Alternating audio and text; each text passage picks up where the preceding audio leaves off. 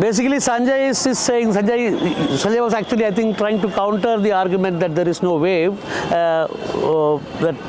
What Pooja and you were saying was, that while there is a strong opposition that is being built up, but then that doesn't really mean that this government is going or there is a wave against it. So, but then he was trying to say that there is a wave and that Purvanchal will be safai for the BJP. How do you look at it? So there have to be valid reasons for saying something. I mean, coming up with such extremist views that this government is being thrown out of office, rejected totally.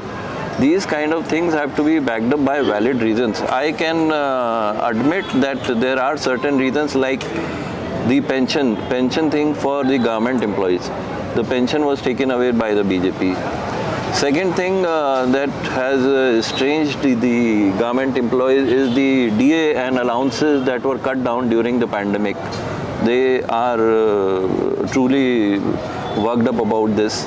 So for the first time, I am getting reports that the ballots that the employees of the government have cast while being on duty somewhere else, they are going against the government. Yeah, in fact, normally does not happen. And these postal ballots have increased tremendously. I mean, but then 7-8 lakh people, government employees in the 403 constituencies. So how much difference would they be able to make? And another thing is teachers. Teachers are also against the government because a lot of them died and the government refused to take responsibility for that. So all these things are working against the BJP, and certainly BJP is losing a lot of seats. I agree. But then at the same time, I will say that the Samajwadi Party is being overrated. To say that these people are going to be thrown out and Samajwadi Party is coming back to power with a huge majority, it's not reflected anywhere.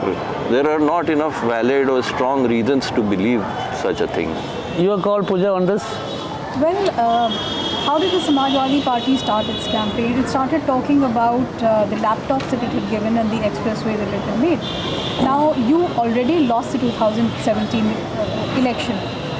So why did you start your campaign with just that? Let's move on to the future. Let's tell us what you're going to do in the future.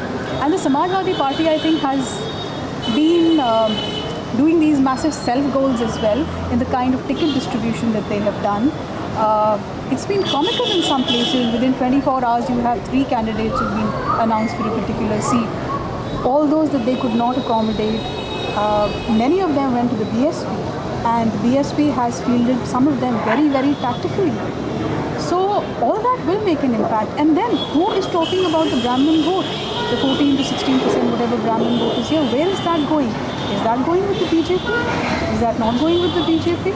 How much of this Thakurwad thing is going to impact that? No, as far as my own understanding is concerned from whatever travels I've made, I don't think the core constituency of the BJP, which is Thakur and Brahmin, it's not going anywhere. And the OBC also, I think the majority of the non-Yadav OBCs and the non-Jatav Dalits are still with them. But there is a dent. Yes. But then the dent, we do not know how to quantify it. Because we do not have any magic wand with us. Right. So actually, I think this ultimately the question of quantifying will ultimately give us an idea as to how this results. I would like to mention Yogi's style of functioning. The way he has gone about governance, he is he decides something and he goes for it. Like bulldozer government, जिसको कहा गया कि जो तय कर लिया वो करना है फिर.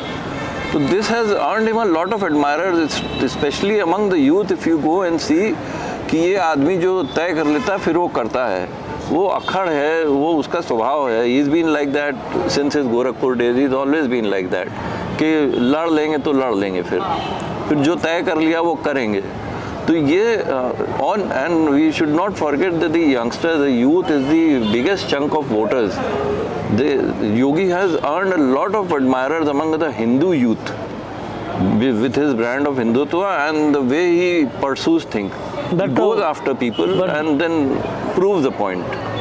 But when you see the campaign meetings of both the Samajwadi Party and the BJP, my own impression has been the youth participation is much higher in the Samajwadi Party meetings. That may be because of Akhilesh's youthful outlook and the way he goes about things. He came up with the idea of distributing free smartphones and tablets and the metro.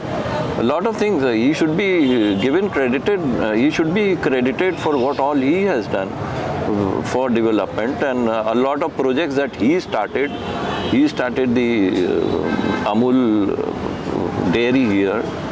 It's a huge project, and all these things that he has done, he should get enough credit. And in fact, Yogi ji just did all those inauguration ceremonies all over again, which is quite a joke. And people remember Akhilesh for all that he has done. So that way, he has a pull among the youth, definitely. But on the whole, we are still not in a position to call the election. I think that is the conclusion. That, of course, Sanjay is very convinced that this government is going out.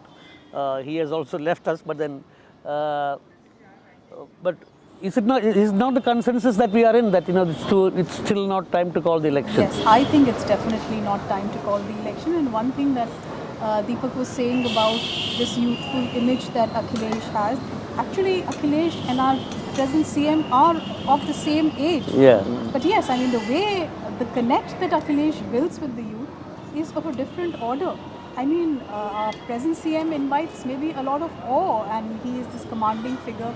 And I have friends abroad who tell me that the best thing about him is that black is black and white is white. For him, there are no grays, which is a great quality for a leader to have. So on that note, I think on the note that that we still cannot call the election, though we find merit in both the Yogi Adityanath's style of politics and functioning, and the challenge that Akhilesh is throwing to the BJP. Of course, we'll continue to talk to these senior journalists from time to time on the AIDEM platform.